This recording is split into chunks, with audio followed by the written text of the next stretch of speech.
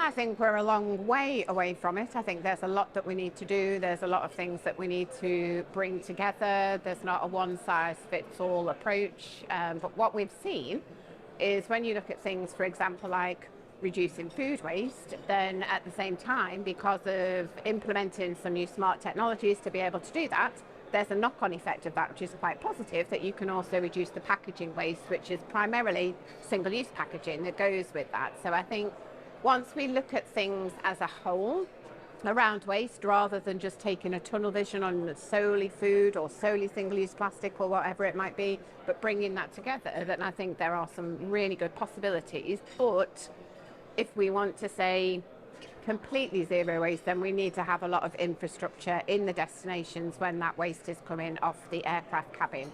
And I think that is going to be the part that's going to be most difficult for us to be able to reach.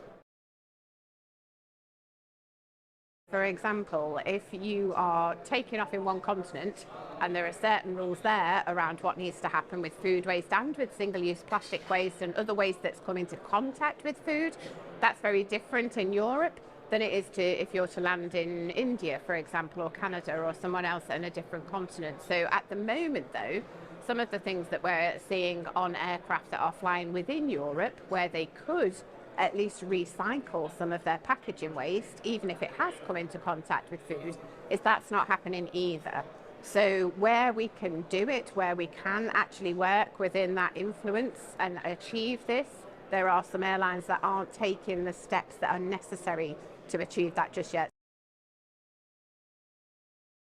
What we've heard from the people that we've spoken to so far and from working together with IATA to date is that they really want to achieve this, but it's the lack of that alignment of regulation, if you like, that's preventing them from being able to go that step further. So for the airlines that are leading by example, like KLM, they're almost getting to a point where they're not going to be able to do a lot more if the regulations don't allow them to. So they're working within their sphere of influence, but we need to get other players in that value chain to really make this happen. Oh, I think so, definitely. I mean, single-use plastic, which is what I focus on with my job, it's just such a visual indicator and people don't want to see it.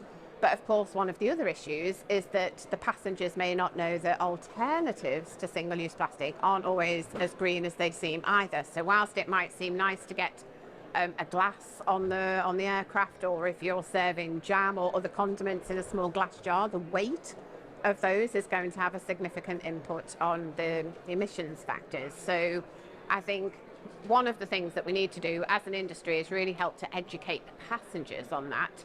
And despite our work at Travel Without Plastic, we still are, very, very clear that you can't just take a sort of tunnel vision on one specific thing. So if we're only focusing on plastic, we're potentially introducing other items into the cabin that are going to solve one problem and create another. So we need to be really careful that we don't do that.